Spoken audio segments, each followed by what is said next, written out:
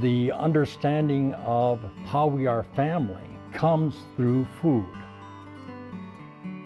As every farmer knows, efficiency is an important equation that you can't ignore. But I think there are a lot of misconceptions about efficiency. There's a hunger on the part of consumers for food that's produced by folks they know. Where the seeds come from is the number one thing that I'm thinking is a key to lead to sustainability.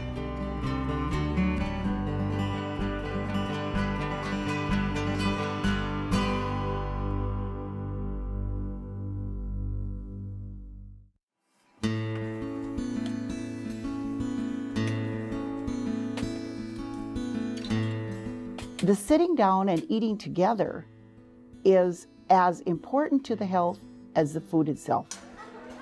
What happens with food selection and food preparation and food planning really is culture.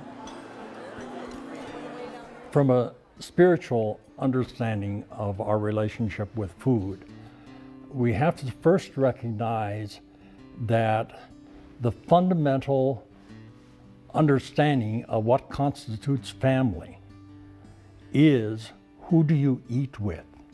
So from a spiritual respect, the understanding of how we are family, how we are community, comes through food.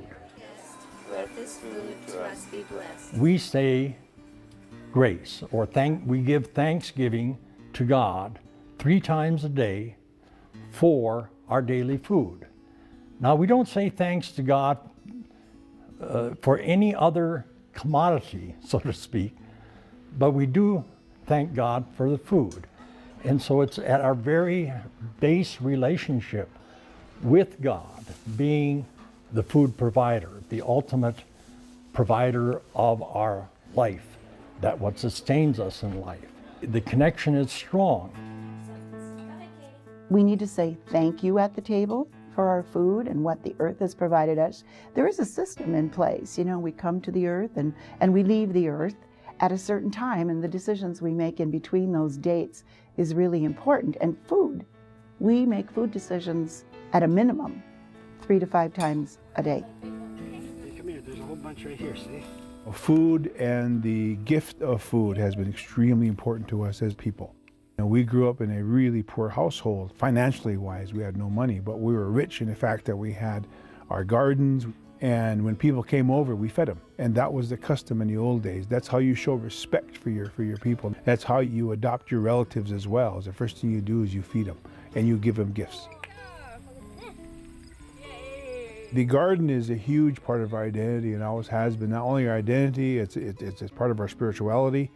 It's part of who we are as human beings. And so the foods were extremely well respected. The foods were alive. The foods had spirit because it kept us healthy. And we never had the obesity you find today because of the government foods that we got later on.